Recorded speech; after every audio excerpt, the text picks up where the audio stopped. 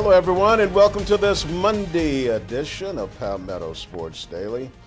I'm Rick, holding it down in Columbia, and on the panel today we have Teagan in Myrtle Beach, Bronwyn in Charleston, and Caroline in Greenville. And ladies, a happy belated International Women's Day. Hope you all had a great weekend and a great celebration. Okay, and we're talking some women's basketball right now. The third-ranked Gamecock women, man, they were stunned by the Texas Longhorns, the fourth-ranked Texas Longhorns, in the SEC championship game in Greenville, 78-61. It had the worst possible start for the USC ladies. Texas jumped out to a 14-0 lead in the first 5 minutes of the game. The Gamecocks only got a one-shot attempt during that time, while Texas was 7-7. Like when it was 6-0, 10-0, you go, okay, the Gamecocks can get on a run, they can catch up. When it was 14-0 against a very good team like Texas, I said, man, it is going to be a long day. So over the final 35 minutes, Texas outscored USC by only 3 points, and it was dead even in the second half. But that hole that the Gamecocks dug themselves was just too much. They had 5 turnovers in the first quarter. The Longhorns scored 10 points off those turnovers, 10 total turnovers in the first half. And here's Don Staley talking about that loss. But you know what? She thinks there are going to be better days ahead. Our team knows we didn't play our best basketball, not nearly what we're capable of doing. And told them that the last time we lost in this situation, we won the national championship. So you got to think about that. It might be the very thing this team needs. It's not what I would think, yesterday coming in today. But now that we're here and it's a reality, you search for things that have a connection that can give your team what it needs to make this run for a national championship. I do think we have enough in the room to do that. We'll rest and recoup at the end of the month, at the end of the week, and start that journey.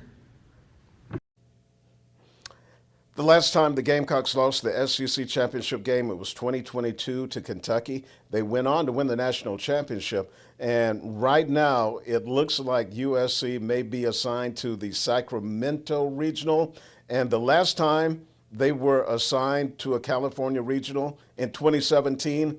They advanced to the Final Four and they won the national championship. So the Gamecocks have spring break this week, and I'm sure they'll be hearing a lot of those positivity messages from their head coach.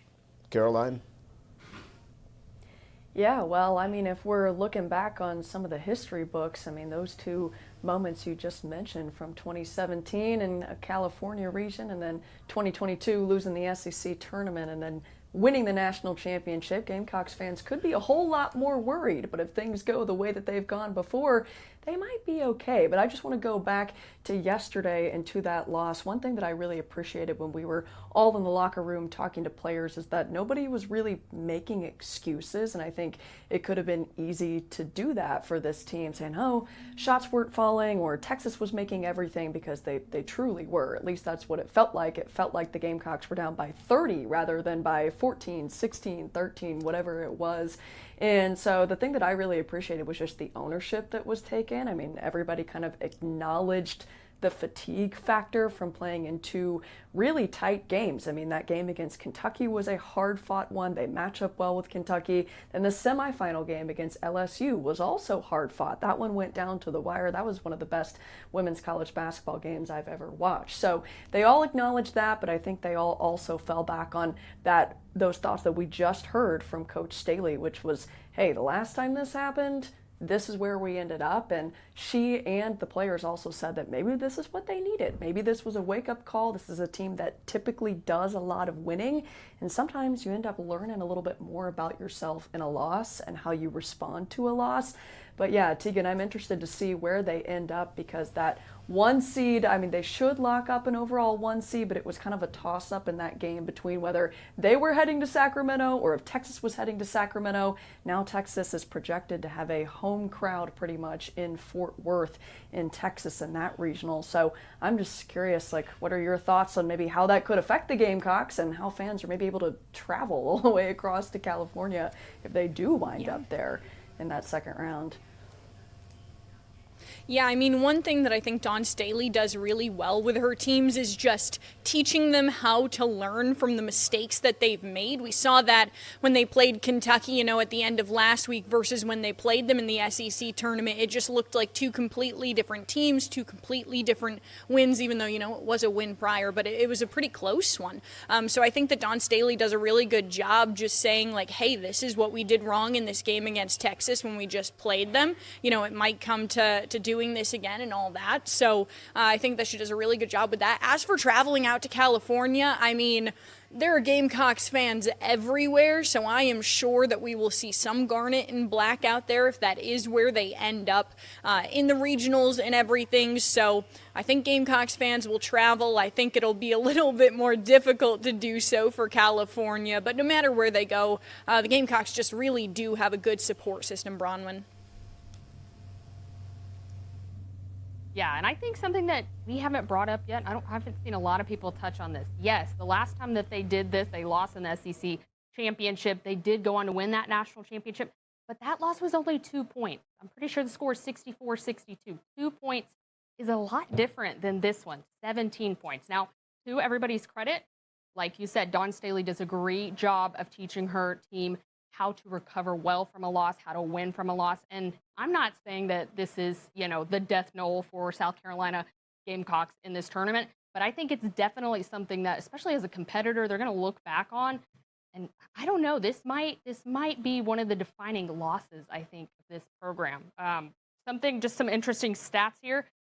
That was the worst loss they've had in an SEC tournament game since 2011, guys. And also, the 17-point halftime deficit was the largest halftime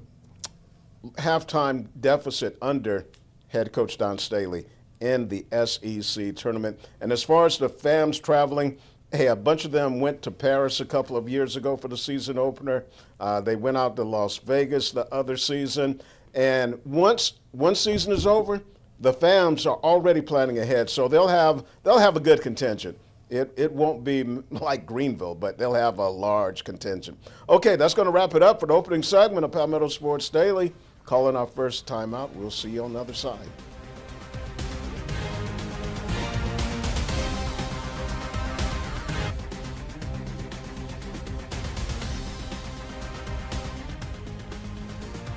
Welcome back to Palmetto Sports Daily.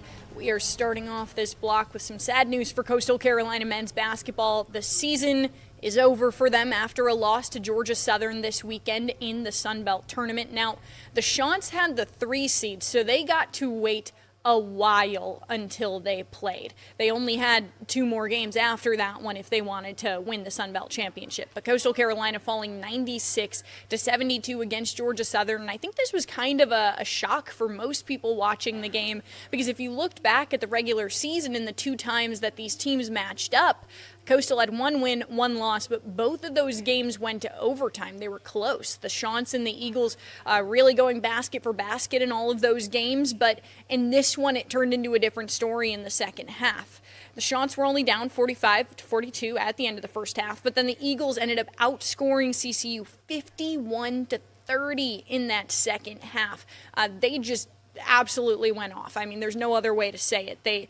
They were able to get Coastal at 14 turnovers total in the entire game. Georgia Southern had just 5.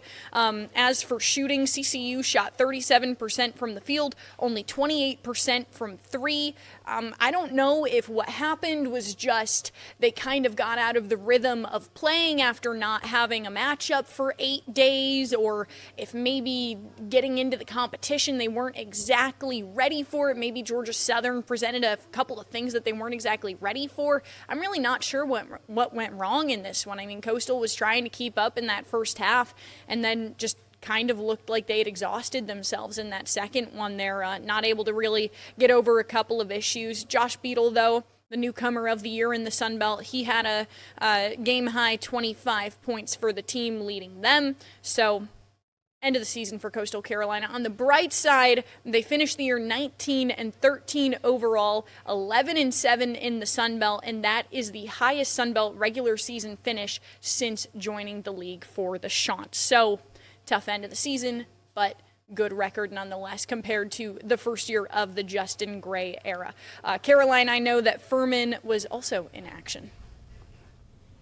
Yeah, well, first of all, I mean, I feel like we've seen quite a few of our teams lose in their conference tournaments this weekend, so it's been kind of hard to watch a lot of them go out, but one of them that is still going is Furman men's basketball in the SoCon Championship. That game is slated for 7 p.m. in Asheville tonight. Should be a fun one.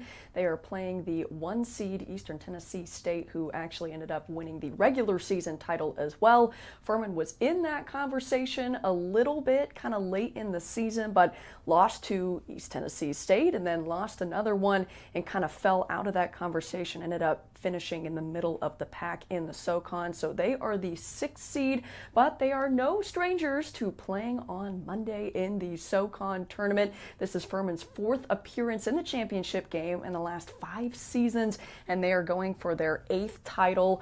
This game, though, that they played in last night, the semifinal against UNC Greensboro, they were actually down by 9 points at halftime. Then they were down by as many as 11 points in the second half. But head coach Bob Ritchie said that a lot of the things that this team has faced throughout the course of the season actually ended up helping them. Just because you go through some stuff doesn't mean it always has to be a bad thing. You can kind of fall back on that and learn from it. And he said that's exactly what they talked about all week long and at halftime of yesterday's semifinal game. It just means that you have an opportunity to grow and you've got opportunity to learn.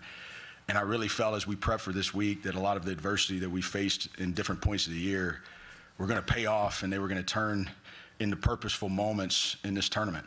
And we've had some games like we played tonight in the first half. We had one of those last Saturday in Cullowhee. And, not being able to turn really our tone and our spirit, and letting it get down and not being able to rise through it. And we had a pretty, just direct conversation at halftime about it, of what we had to go do. Well, and we saw what they were able to go do, which was eventually beat UNCG by 5, make it to tonight's championship game. That guy sitting there on the right of Bob Ritchie, which I guess on our right would be his left. I have a hard time with those. On Bob Ritchie's left, that would be Alex Wilkins. He is their freshman, who is also Furman's leading scorer. He had 34 points last night. Furman going for 54 points in the second half to end up getting that win. So I know they're going to look to bring that exact same energy to tonight's game against the Buccaneers. The last time that the Paladins ended up winning the SoCon Championship was back in 2023, and I think pretty much all of us who are sports fans remember what they ended up going to do in the NCAA tournament that year, which was knock off 4-seed Virginia. That electric call from Kevin Harlan. If you haven't heard it, you have to look it up. One of the best calls I've seen. The video of it was so awesome. So we'll be looking forward to that tonight. But we have a whole lot more Palmetto Sports Daily to get to. So we're going to take a quick break, and we'll be right back with y'all in just a few minutes.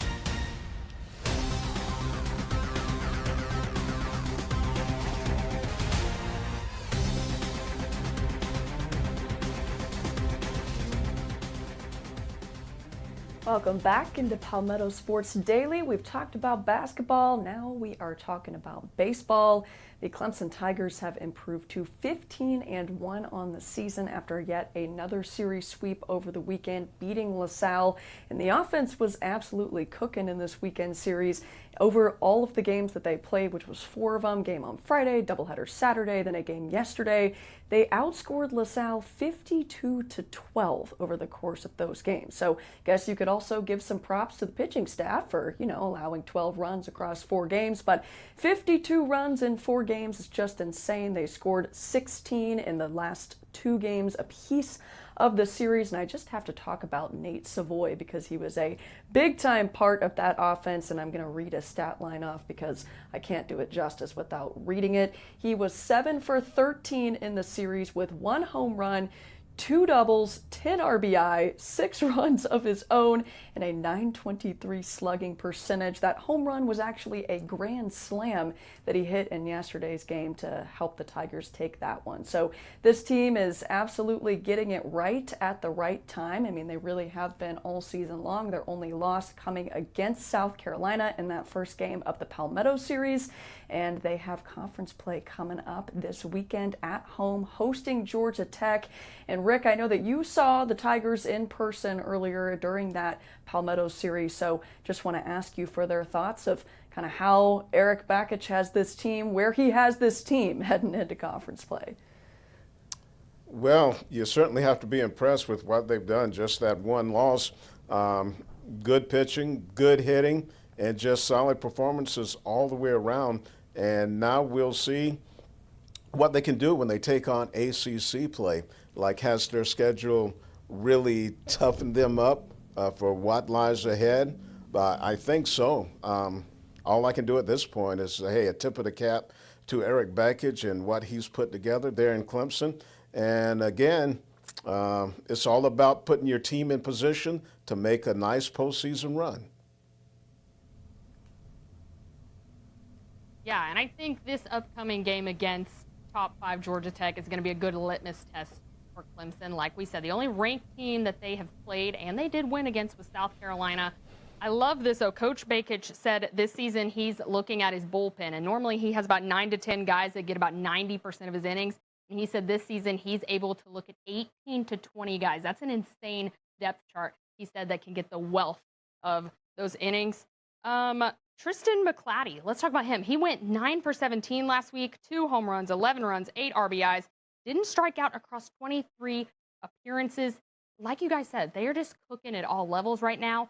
Will they continue this into ACC play, or is this really the top of the mountain for them? I don't know. I guess we'll see against Georgia Tech this weekend. What do you think, Teagan?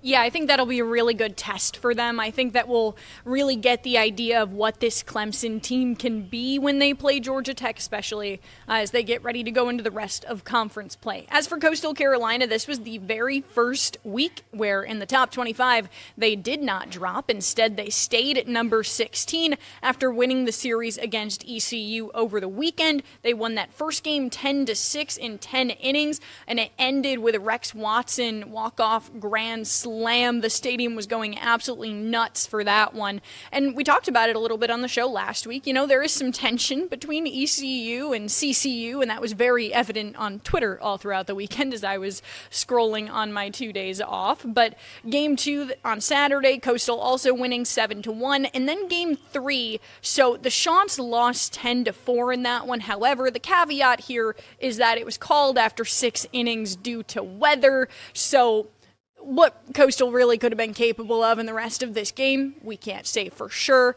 But I mean, if you look at Friday night, they were down by a good amount, and then there they are celebrating at the end of that game after that walk-off grand slam. So either way, Coastal wins the series. So yay for that. Definitely tough to end with that weather delay, though, on Sunday with that 10-4 final score. Now, the Chants also have a really good test coming up for what this team can be, because Coastal Carolina taking on number 15 Wake Forest tomorrow. And Coastal really hasn't quite put in stone their pitching rotation yet because of injuries with guys like Cam Flukie and Hayden Johnson, who are out for a good amount of time. And they've had 5 freshmen on the mound this year. So the pitching staff has been very young, but they've been stepping up. You know, that's something Coach Snall has talked a lot about, just these guys being able to step in and do what they can and get these wins in these games. So good test for Coastal tomorrow coming up with Wake Forest, Caroline. Yeah, so Teagan, I have a question for you, actually. I mean, do you feel like the start that Coastal has had to the season, like, has this been expected? Like, I know that you mentioned all of the new guys, and I know you're far more of an expert on Coastal baseball than I am, but has this start to the season been kind of what this group was expecting, especially after all of that success last year, or maybe has it not quite been what they were hoping it would be? Yeah, I don't think it's quite been what they were hoping for, and I think that biggest reason is injuries. You know, they've had 4 or 5 pitchers out with injuries, and they have a couple that should be coming back relatively soonish, but I mean, 2 of their All-Americans are out for a good amount of time. I think that for what Coastal is working with these younger guys, the guys that they didn't think would be pitching nearly as many innings as they are, I think they're doing everything they can. I think they're finding success in that. But on the other side, I think what was really unexpected with this team is just how kind of lacking this offense is in terms of getting up to speed in these games, getting what they need. So I think that's been a little bit of a disappointment. I think they've kind of figured it out a little bit. But yeah, definitely not the year they expected. Rick, how about the Gamecocks? Yeah, the Gamecocks, a nice bounce back after losing the Clemson series. They went 5-0 last week, including scoring double-digit runs in 3 of those wins. And now this week they play the Citadel on Tuesday, and then they go down to Florida to start SEC play. But keep your eye on freshman Logan Sutter. He went 9 for 16 with 2 doubles, 4 home runs, 10 RBI, 6 runs scored against Princeton this week. Well, that was for the entire week. So Logan Sutter, rising star for the Gamecocks, looks like. All right, that's going to wrap up this segment of Palmetto Sports Daily. We're going to take another time out and come back and wrap up the show.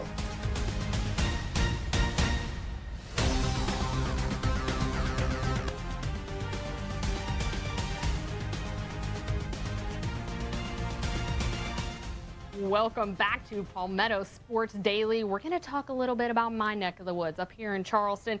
This Saturday, College at Charleston women's head basketball coach Robin Harmony becomes the winningest head coach in D1 program history with 119 wins. This season is historic for them. They also set a new program record for most conference wins in a season at 16, and their first regular season championship win is also the first championship in D1 program history, guys. So lots of things to congratulate the Cougars about. They are going to play in the CAA tourney this weekend. I'm supposed to be there. We'll see in D.C. But it's March. What is better than March basketball, you guys? Nothing is better. Not a whole lot.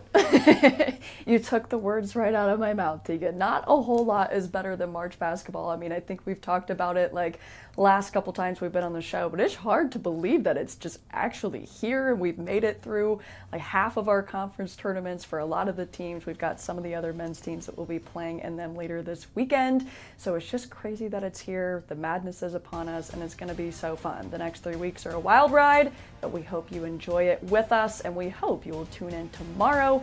Everybody enjoy your Monday. We'll see you back here on Tuesday.